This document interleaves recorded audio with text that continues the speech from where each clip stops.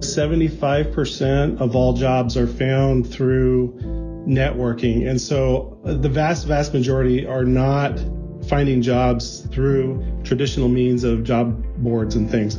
But even in those 70%, they're always asking for a resume. They want that as an upfront document. No fluffing on your resume. So many people put things that they've done on it that they really haven't done. As far as me, like Velscope, I've used it once with an assistant. I would never put that on my resume. So don't fluff your resume on things you've never really done. I would just appreciate that you took some interest and weren't just sitting there waiting for a job kind of thing. That we get with all the positions. Can we just back up for a second? I would love it if you could work on your handshake, because the handshake is something that a lot of people don't talk about, but don't give me your best spaghetti handshake. Yeah, don't do that. Don't do that little kiss the queen type hand. Get ready for your unofficial dental hygiene podcast. These are the tales of two hygienists, one East Coast RDH and one West Coast hygienist. Listen as they tackle the profession of dental hygiene with humor and enthusiasm. Now, please join Michelle Strange and Andrew Johnston as they tell you a tale of two hygienists. So Andrew, I'm so excited that we are finally putting this together. We've been talking about engaging with the students for a very long time now. Yeah, it's been a long time, and it's about time that we started really giving them the focus that they deserve, right? They're the future of our profession. They really are. And we're excited that PDT has sponsored this episode because they do believe in the students being the future of our profession. They're going to be our colleagues, right? Mm-hmm. You've heard about it in the past. We've been talking about PDT for a long time. They believe very much in quality education, and they've been sponsoring our episodes for a long time now. Yes. And we think all of these episodes are actually going to be really great, even for the veteran hygienist. We really wanted to make these episodes and these roundtables focusing on topics that students are going to either be presented with when they go into new offices, maybe things that are happening during their time as a student.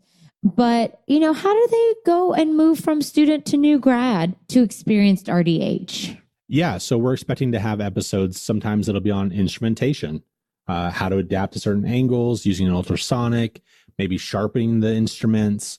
And then other times we're going to talk about what types of offices that you're going to encounter, whether it's corporate, private practice, maybe a DSO.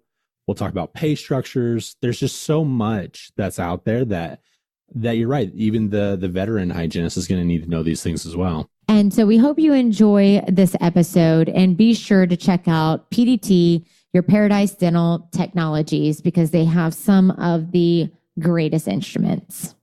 Hey, Michelle. Yeah? It's time for the interview. Oh, but I had something else to say. We need to let the experts talk now. Fine.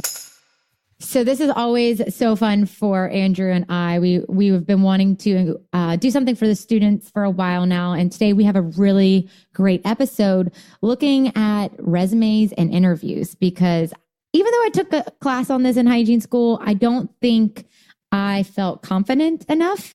And sometimes we also get into a job that we're there for a really long time. And the thought of doing this again gives me anxiety a little bit too. So we want to welcome each one of our guests, and we're going to let them kind of take a moment and tell a little bit about themselves. And I'll start with who I see first, which is Doug. Hi, Doug Perry, and I have a website called gethiredrdh.com. Been running that business for about coming up on 6 years, I think, this year.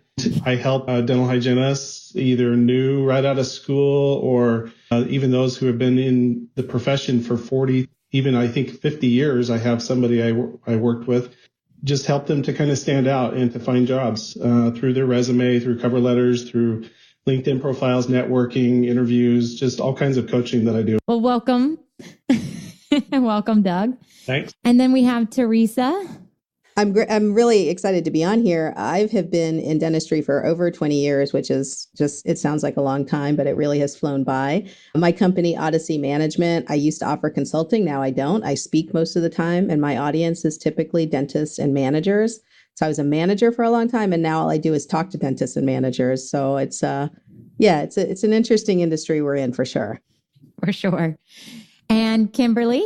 Hi, I'm Kimberly Gallagher.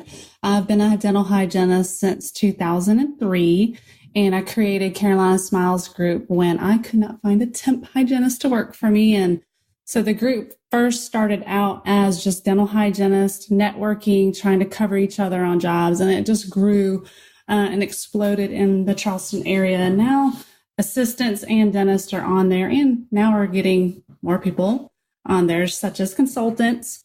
It's just growing to where it's just a huge network for the dental profession. So I'm happy to be here and I guess give some advice to the students on the next step. Awesome. Well, welcome everyone. So I think what we'll do is we're going to break up these questions. We typically have 10 questions that we ask you, the panelists, the experts. And we'll start with the first 5 are going to be on like the resume process and the resumes themselves. And then maybe the next 5 will be about the interview, if that sounds okay. So here we go. Question number 1, and feel free to jump in, whoever wants to start off with this, but it's, are resumes really needed in this day and age where we have LinkedIn and social media and all sorts of other ways of online connections? Do you need an actual resume? I'll take that one. What I see, this is Teresa, what I see is most of the managers are going to these online sites to find these resumes. So the resume has to be formatted well enough to be able to be uploaded onto these sites. But as far as actually seeing a resume in the flesh, I don't hear that as often because most of the time they are going to these online sites to see it. I think your LinkedIn page has to be banging though in order, because they're going to look at that. Yeah, I think it's like 75% of all jobs are found through networking. And so the vast majority are not finding jobs through traditional means of job boards and things. But even in those 70%, they're always asking for a resume. They want that as an upfront document that provides some basic information about the applicant, regardless of whether they found it through networking or job boards. And as Teresa said, everything is important. All of those LinkedIn, digital, social media sites, those are all important to have up to date and current to complement what you have on a physical resume. I have to agree with both of you. Just by helping others in the profession with just building resumes, a lot of people are not even computer savvy. Even it's 2019 and people still don't know how to format a resume. There's still professionals struggling with the social media and LinkedIn, but I think there's still some weak resumes being written as well. People are still writing traditional resumes and they're not standing out and they don't know how to email them. So I think both are still pretty important. If they're creating a resume, what are the must-haves? What are the must-haves for that resume? You want a very modern looking, I guess, template, so to speak, and you want something to flow. The old traditional bullet styles are just boring, and sometimes they can make you look a little bit underqualified. I was going to say having the names of the actual places that you've worked before is important. Sometimes you see resumes actually come in that will just say dental office. They don't want to tell you the name of the company that they worked for, which I always thought was very strange. And that you see that a lot more in the local ones because they don't want the offices to know they're interviewing. But that really that doesn't help me very much at all. I have a lot of no-nos. So when we get to that point, I'm happy to talk about the no-nos. I would just add that accomplishments are becoming much more important as we get further along. Employers are wanting to know, kind of translating what that person is going to be able to do for them, and so they need to understand from an accomplishment standpoint what it is they bring to the table as a job applicant, and be able to put that on their resume so that the employer can understand that and resonate with it and be able to visualize that person working for them. So accomplishments and results. Can you elaborate on that, Doug, a little bit? Like what type of accomplishments they're looking for? There's all different kinds. When I ask clients that I work with on their resume to list their accomplishments, I don't just say list your accomplishments. I talk about what kinds of initiatives have you taken on in your office? Have you helped them create new protocols for periodontal disease, for example? It's not just production numbers. I think production numbers is an obvious one that metrics, a lot of employers like to see that. but they also want to see that the employee is going to be the type that takes initiative, that they're organized. And so anything that kind of underscores that, it could be just doing extra things to stand out in the office, but anything that underscores their ability to go above and beyond just the traditional duties of what a dental hygienist does is really, really helpful. Can I add to that too? You mentioned numbers, which I think is super important. And one of the big things that I always looked for, and I know lots of now these current managers are looking for, is somebody who's familiar with setting goals and also reporting their production numbers. So if you have some experience with Excel, if you have experience reading any of these dashboards, maybe you worked in an office that has these dental dashboards with the numbers, and you know what those numbers mean, make sure you list that on there. Ability to track production goals, ability to track conversion, case acceptance conversions, ability to read reports. For an office that's very business minded, that's going to stand out. You're going to stand out because then me as the manager, I don't have to teach you how to run those reports. I don't have to teach you how to come to me and say, my recare is down. What can I do? Or, I noticed this isn't being done on the back end. And I would look for that, and I would pounce on a hygienist who knew that type of stuff. I would. Or you have the flip side where mine is like, please don't ask me to do any of those things. Thank you. Well, and maybe if you are looking for a corporate position, I mean, I think all offices are business minded, but especially corporate. So maybe that's something to think about. As a new grad, I know we're talking to new students and new graduates that are coming into the field. They're not going to have a lot of experience with software, Excel, numbers, or anything like that because, unless they've already been in the dental field as an assistant. But I feel that it's really important for them to add to their resume, like what, I guess, achievements, volunteering, and activities that they did in dental hygiene school that can really relate into the working force once they enter. Because really, clinically, they're not going to have a lot in that section. So they're going to have to brand themselves and stand out in these. Yeah, I would just add too, like Kim is saying, the scholarships that you've earned, awards that you've received. There's a lot of people who receive a Hugh Freedy award in their dental hygiene class. I was helping somebody today. I can't remember. It's a restorative award.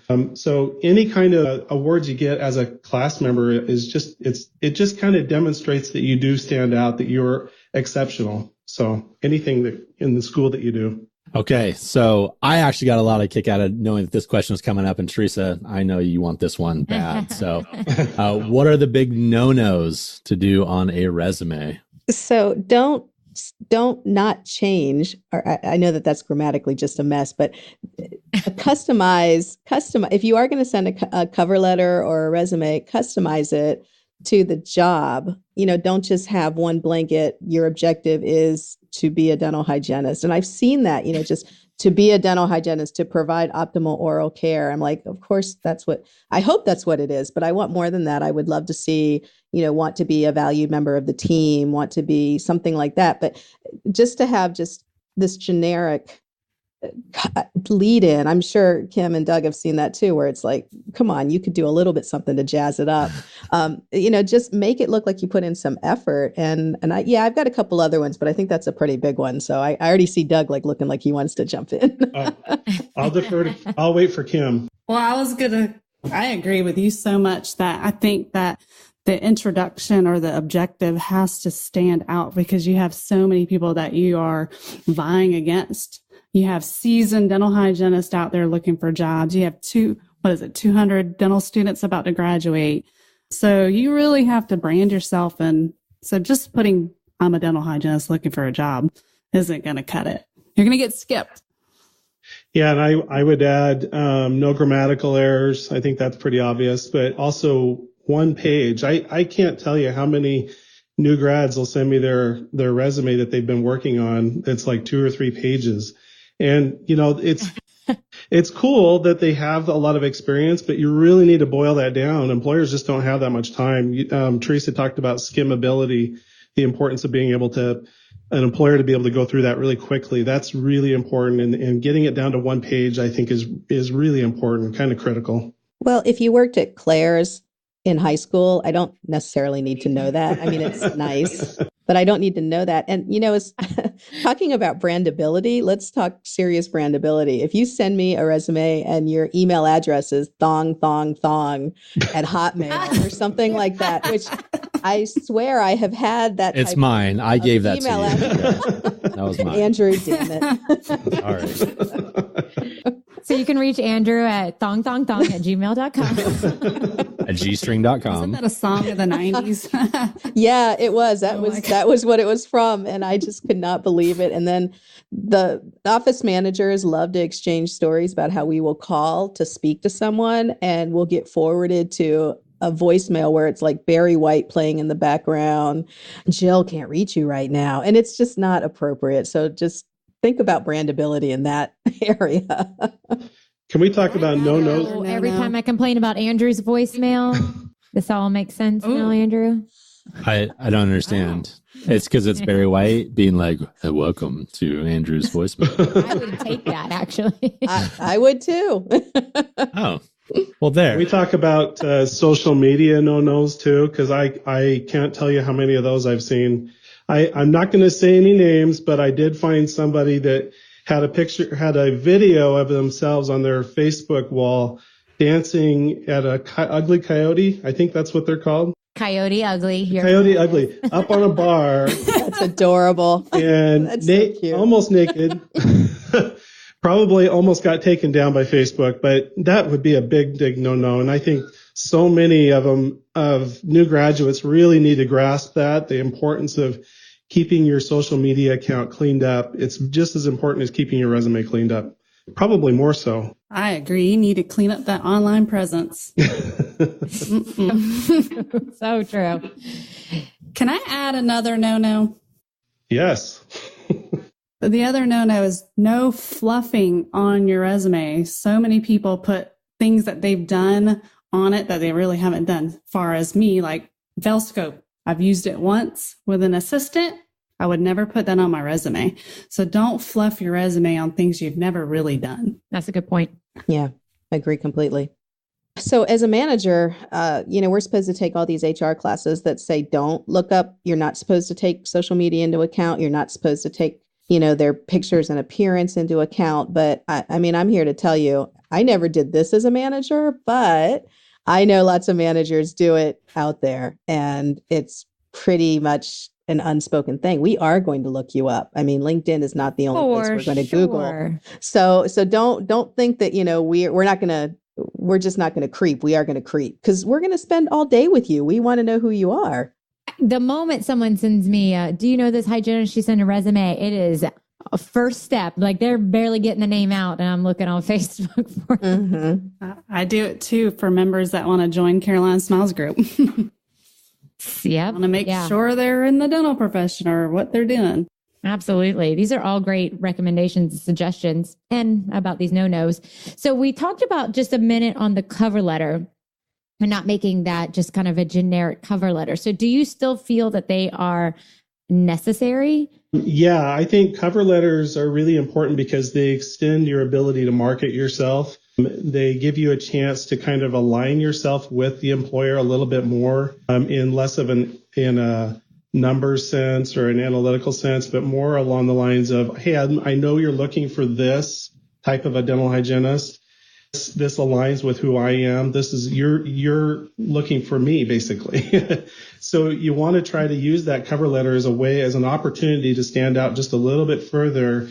And honestly, a lot of employers don't even ask for them, but that's still an opportunity to stand out because if you're providing that, no one else is. It just gives you a little bit of an advantage. So I would do it even if they didn't ask for it. Some of the best cover letters I've seen were from hygienists who were looking locally, not necessarily through a site. It was still kind of the network marketing that you run into somebody at a dental society. So I would get the resume and I would get the cover letter, and they had taken the time to look up what we do at our office, what the services are. And so instead of making it a 2 or 3 page resume, like Doug was saying, that 1-page resume was really awesome. But on the cover letter, it would say, I remember this one girl in particular, she said, I noticed that you provide laser therapy in your office. I'm not familiar with it, but I'm willing to take classes in it and I'm willing to do what it takes. And, that was just a slam dunk right then. I mean, she got the interview and she didn't nail it for other reasons, but she got the interview. And I think she's going to do well wherever she lands. But I was like, wow, that's impressive. She looked this up. I can't agree more with both of you. I think it's like the best way to introduce yourself personally and kind of get them to read your resume.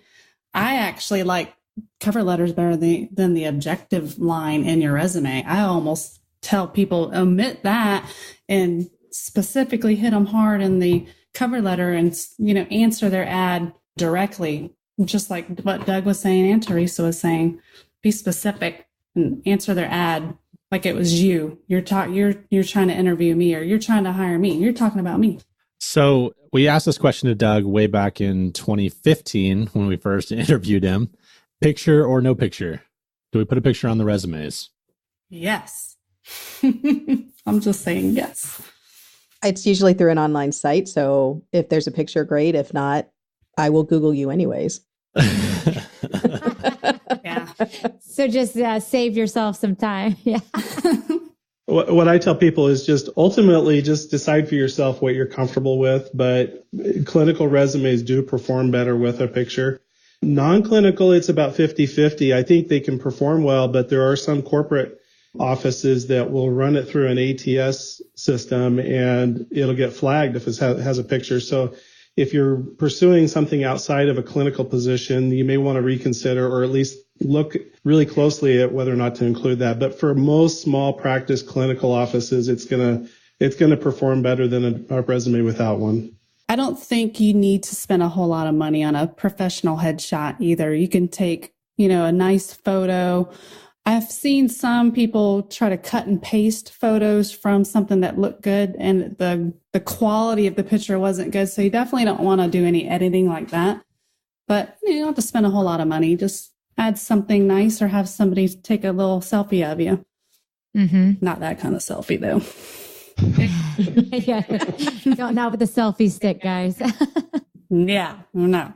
Because there is a lot of controversy on that because people say they'll judge me before I even get in because I'm not attractive and you've heard some nightmare stories about offices not hiring certain people because they didn't look a certain way. But for me, I'm just like, I'd rather you not give me, don't even waste my time. If that's how your office is and that's how your culture is, probably not going to work out with it anyway. That's a great point. Yeah. I mean, it's almost like your method of selecting as well. So if somebody's going to discriminate, and unfortunately there are offices out there that are going to discriminate and yeah, you dodged a bullet. Yeah. It probably hurts. It probably stings a little bit, but in the end, you're going to be better off, in my opinion. Mm-hmm. So if we can shift from that resume and let's say they get that interview, how does one actually prepare for an interview? Google directions, for crying out loud, and show up on time. Let's just start with that. Sorry. Amen to that. So, no. Or show up at that all. has to be said. Or Doug, did you say show up at all? Because Yeah, that's true. Show up at all, for sure. Yeah. We're seeing a trend right now where people are not even showing up. Yeah, I was going to say, Kimberly's been experiencing that from Carolina Smiles. And I just can't even imagine. I was late for something the other day and I felt such shame. Yeah. Well, bring the phone number of the office with you so that if you do get stuck in traffic or if you get pulled over or a flat tire, you hit a dog, you can at least contact them and let them know. And we're in the day of cell phones, so it's not like a smartphone. So it's not like you can't immediately, unless you're in podunk, whatever, you're going to be able to Google and call somebody. Yeah. I'd like to put a plug in too for thinking about not wasting time, each other's time. So go to the website, check out what the office is about, find the directions. And if you're not liking what you're seeing as the applicant, instead of not showing up, just send a quick call or text or something. If you're not down for it, just don't just don't leave us hanging like that. That's pretty precious time. And in small areas, I mean, your name's going to get around. If you're in a small town or even big towns, people know each other, especially if your name is something that's going to stand out. Your name will get around. It's an unfortunate fact, but dental people talk to each other. Yes, we do. I was going to throw into a lot of my clients talk to me about being nervous. They're a little bit intimidated by the whole process. I think a lot of people are that way. It's a very, very common thing to feel like you're a little bit out of your element to be in a job interview situation. So what I tell people is to just prepare for the first two questions. Know those first two questions really well. And they are often almost always the same first two questions, or at least one of these questions, which is, what do you know about us and tell us about you? Those are two of the most common first softball questions they ask. If you kind of know exactly what you're going to say, you're really well prepared and you got those down, it'll help you kind of relax a little bit and settle into the rest of the interview. It won't get you off on a bad foot. It'll help you just kind of move along at a nice cadence with the rest of it. If you're prepared for those first two really well. I agree. And I even think that you should even review their ad one more time to kind of remember what they're asking for. That way, when they go in, they're going to probably ask you again, are you qualified? Can you do this? Can you do that? And so maybe just kind of reviewing the ad one more time before you go in is a good thing to do. Some of the questions that I talk about in my management classes, we go over behavioral-based interviewing, where it's not just tell us about your strengths or your weaknesses. It's more, here's a situation and how are you going to perform in it? Or tell us about a time this happened. So one of the questions I always bring up is, tell us about a time you had a conflict with a patient and how did that resolve itself? And if the answer is, I never have conflicts with employees or patients, then I'm already kind of doing the eyebrow raise at you. Yeah, something's happened. And if that hasn't happened to you, if you are straight out of school and you haven't had that, then talk about an issue you've had with, another work experience, or maybe one of your student fellows, give us something. Another issue is, if you were an experienced hygienist, I would say, tell us about a time when a patient didn't agree with your assessment and how did you talk to them about their health? So I'm looking for conversational skills. So I do want to hear about your strengths and your weaknesses, but I'm going to also assess that from the answers that you're giving me. Be ready for those questions. And I think students can answer that question, right? Like you can say, because you're seeing patients, you can have a moment where you might not have clicked very well with a patient or they were upset and how you dealt with that. So sometimes even though you're coming out of a school-based program, you can still have those answers. I think we've already kind of moved into both the what can you expect as far as questions and things like that. But is there any other questions that either you, the candidate, needs to be asking, or questions that you can expect from the potential employer? I think you should have some questions to ask. I would be really disappointed if you didn't have any questions in the office. I just would want one or two questions, tell me about one of your regular days. How many patients do you see in a day? I mean, those are pretty softball questions that I would just appreciate that you took some interest and weren't just sitting there waiting for a job kind of thing. That we get with all the positions. Can we just back up for a second? I would love it if you could work on your handshake, because the handshake is something that a lot of people don't talk about, but don't give me your best spaghetti handshake. Yeah, don't do that. Don't do that little kiss the queen type hand. Oh, that's my biggest pet peeve. Practice a handshake. Practice a handshake. Oh, and look good too, don't you think? Don't you think they should look decent? Like no flip-flops or anything like that? No, dress up, not down. Well, that is one of our questions on here. If we can just hop for a second, is like what to wear. Do you wear scrubs? Is that okay? Or if you're coming from an interview or another position, can you wear scrubs, or do you need to make that change? And what would a proper attire be, and even on a small income?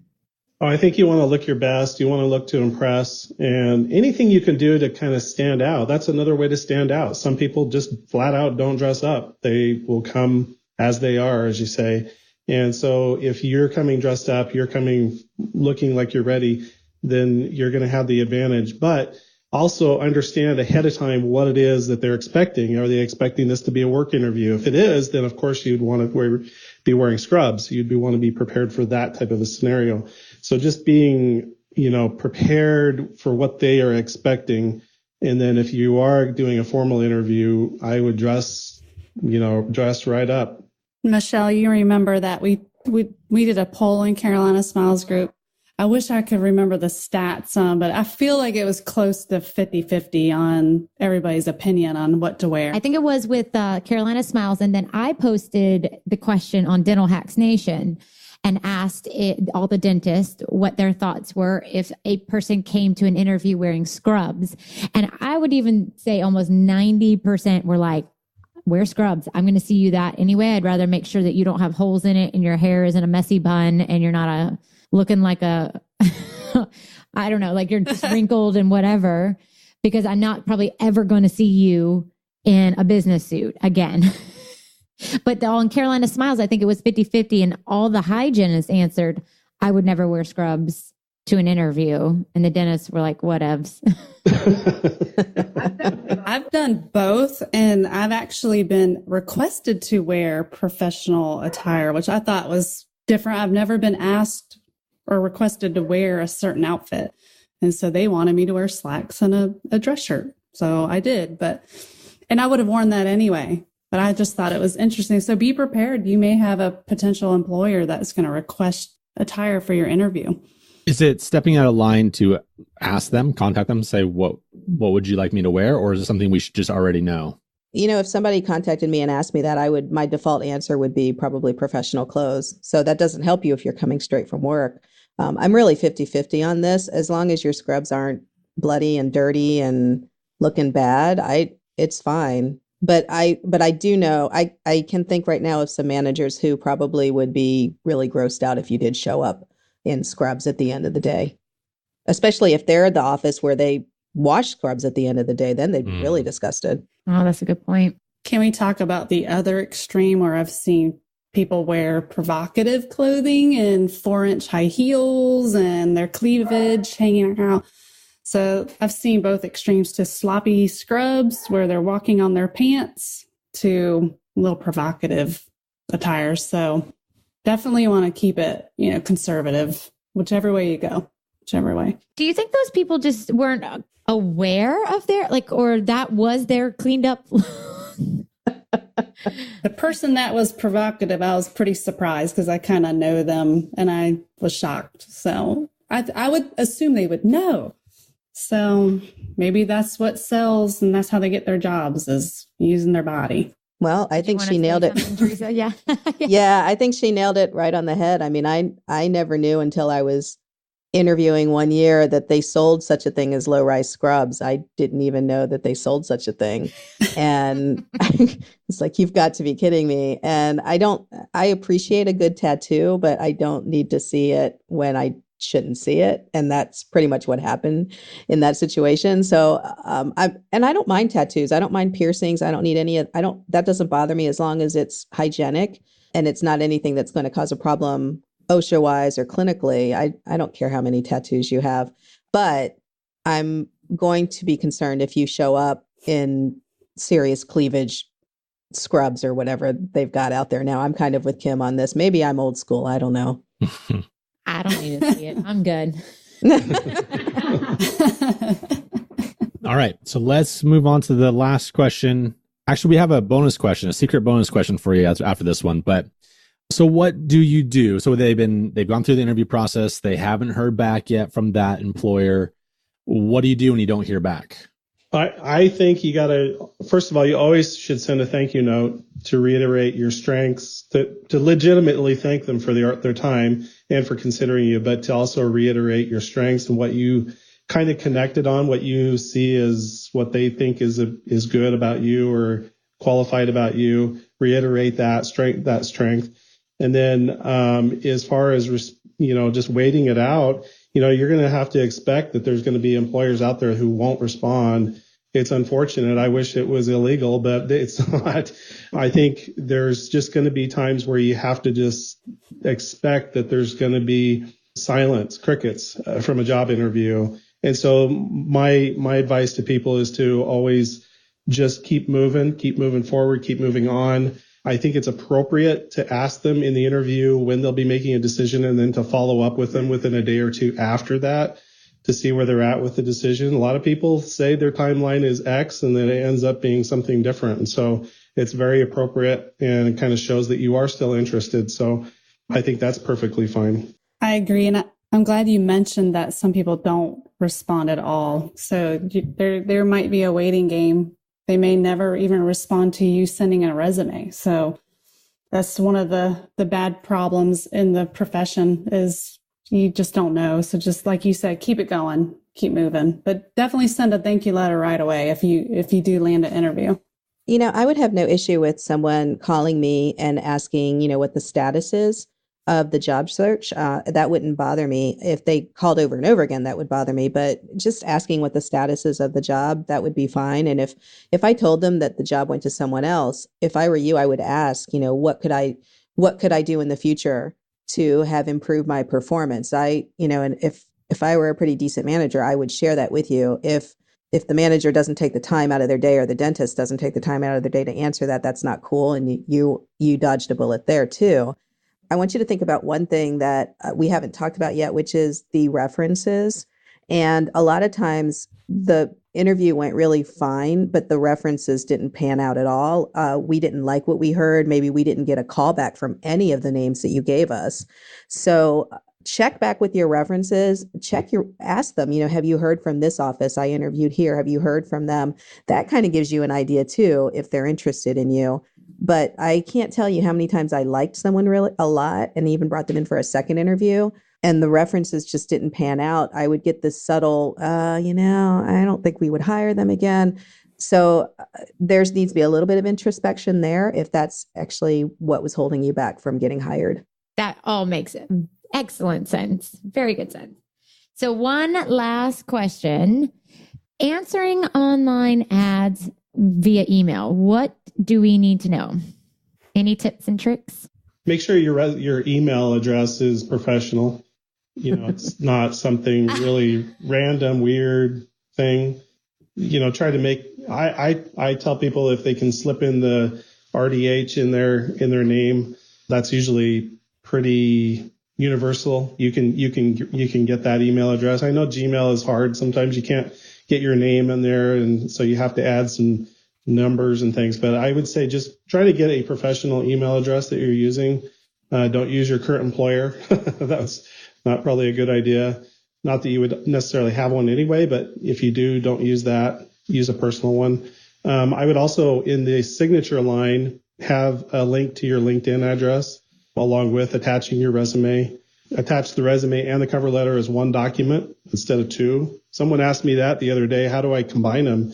There's lots of websites online that you can combine two PDF files together. You can merge them to create one. So you could go to like PDF Joiner, I think it is, .com and go there, upload your two files, download them as one file, and then send that instead of just individual files.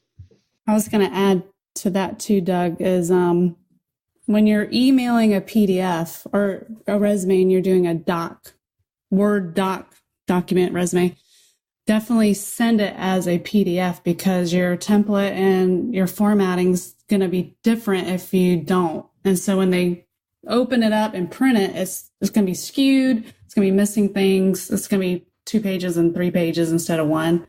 So I think definitely always send your resume as a PDF attachment.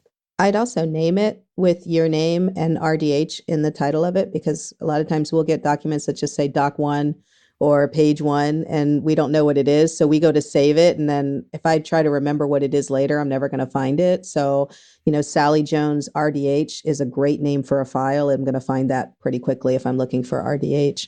I've received resumes too, or emails that are just the attachment. There's no, hi, I'm so-and-so, I'm sending you my resume. It's just a blank email with an attachment PDF. And so some dental practices are using hiring managers or, they have to skim through a lot of resumes and they don't know where to send it. So if you want your resume in the right hands, you need to have an introduction in your body of your email. And I always say maybe even put that as your cover letter. I mean, you can use that section there, and then they'll open your resume too. I don't know how you feel about that, but I'm okay with that. it intrigues them to read your resume.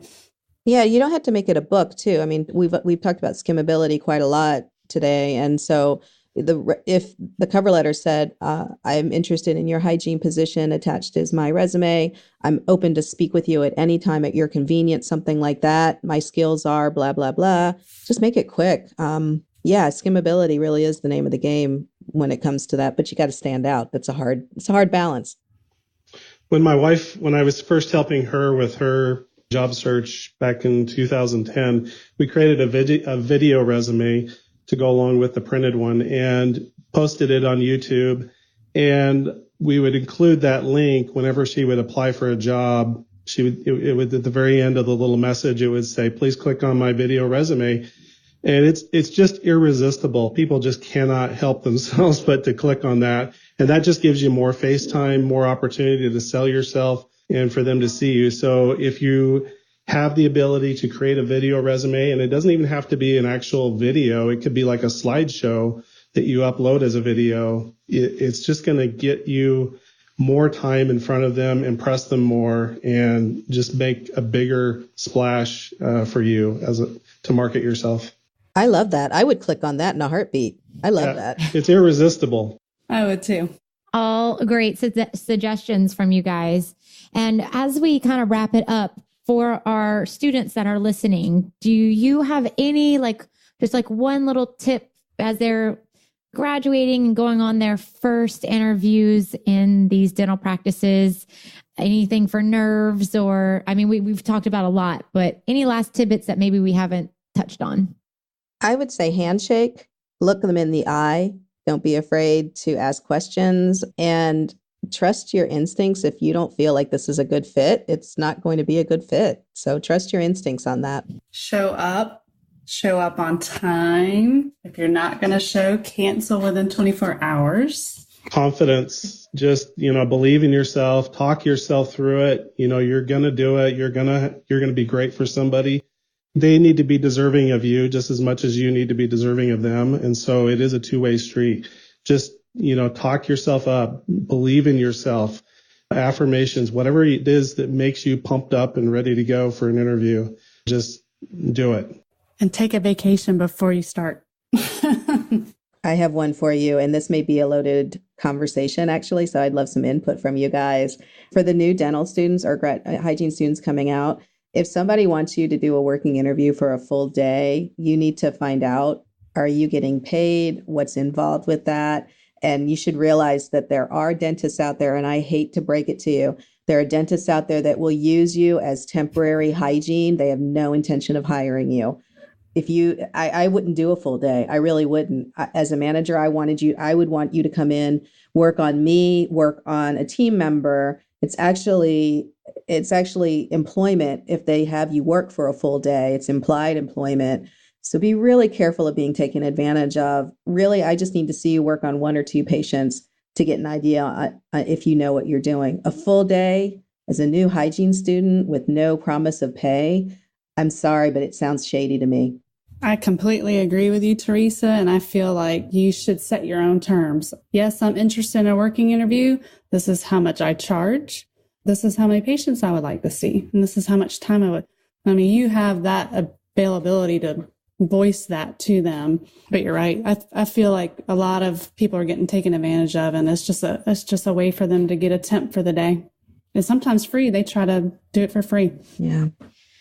Yep. Which is illegal. It is. I'm sure some of your non-student listeners are shaking their heads because I bet that they've had the issue. They've had it happen to them. I hear it happen so much, and it just breaks my heart. It's a very good point. Y'all have given awesome advice today, and we really thank you for taking the time to help our new grads transition. And if they have any questions or want to take any of your courses or find information from you, what is a good way for them to do that? I have my website, gethiredrdh.com. You can sign up for free tips every week that you get. So that's great. It also has lots of tips just in general on the website. You don't have to sign up. I also have a course, it's actually 2-hour course, six video series on dentaltoaster.com through Claire Jiang that she helped me put together. So if you're wanting a really deep dive into resumes and job seeking, that's a good one to go to. Kimberly? If you want to contact me, my email is klu29485@gmail.com. And you can also find me on Carolina Smiles Group on Facebook. Perfect. And Teresa? My website is Odyssey MGMT. And when you get your feet wet and you're ready to talk about insurance and other issues other than clinical, then come find me. I've got a website and a newsletter that focuses on that. And eventually, unfortunately, you'll be thrown into the reimbursement pool at some point where you have to know it. I'll see you then. You will. Well, thank you again. We hope you really enjoyed that roundtable, and be sure to check out PDT Dental. Head over to their website, Paradise Dental Technologies, and if you're on the show floor, going to trade shows, go see them. Check them out. They're great, great people. And a special thank you to the guests that were on this episode. Feel free to reach out to them as well.